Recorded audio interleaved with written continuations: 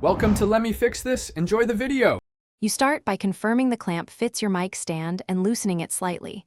This saves time and prevents stripping threads.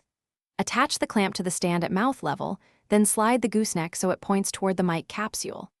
Once done, tighten the clamp snugly, not crushing the stand.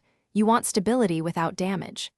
Make sure to check any adapter or reducer now, because a secure base is the foundation for proper pop filter placement and later adjustments.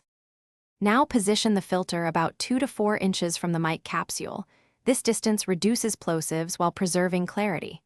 Angle the screen so it sits between your mouth and the mic, but does not obstruct your sight line or the mic body.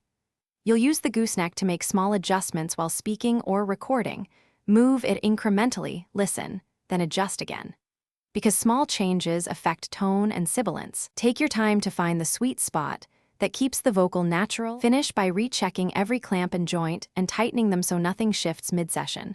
Avoid over-tightening plastic that can crack. You should then record a short test with hard P and S sounds while speaking at performance distance. Listen for reduced plosives and natural tone. If you still hear pops, move the filter slightly farther, change the angle, or add a thin foam windshield behind the screen. If the filter rattles, isolate the clamp with rubber or reseat on a sturdier mounting point. Thanks for watching. If you found this helpful, don't forget to like and subscribe.